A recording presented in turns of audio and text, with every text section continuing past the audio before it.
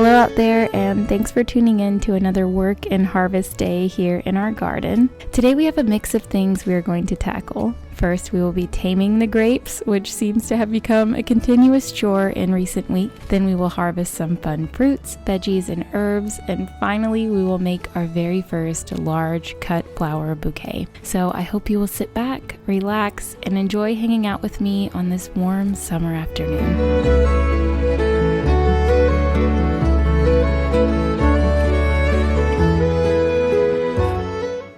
As I mentioned, we are working again with these crazy grape plants. They are really starting to grow wild these days, reaching and stretching and trying to grab on to everything around them. They don't seem to like our trellis system as much this year, so I'm currently brainstorming ways to modify it when the plants go dormant this winter. But for now, we are making it work as best we can. I'm starting to see lots of little bunches of fruits forming along the bottom line, so I'm definitely excited for those.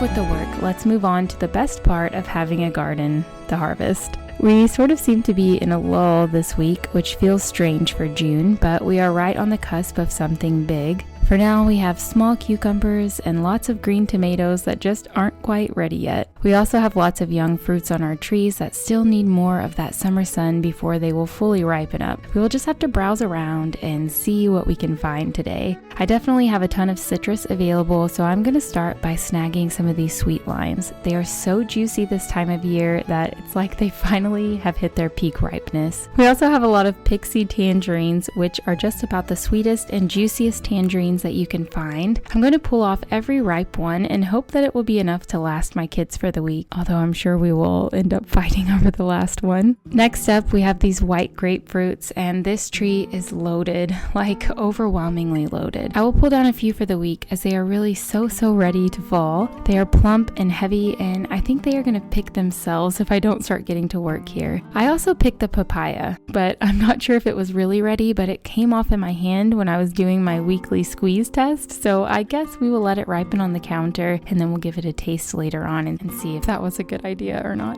Another thing I'm going to pull this week are some herbs. I love using fresh herbs in my cooking, but this is the perfect time of year to start drying some for use later on. I'm going to harvest some Greek oregano and rosemary that I will later toss into my dehydrator to save for the darker days of winter or when I'm too lazy to go out and get them while I'm cooking. I'm also going to cut some of this yarrow. Yarrow is one of my favorite all-around medicinal herbs. I started this barrel of yarrow a couple of years ago, and it has happily reseeded itself ever since. I simply cannot harvest enough of it. It continues to come back and to flourish, so we will hang some of this to dry so we have it for future fevers or flus or any other situation that calls for it.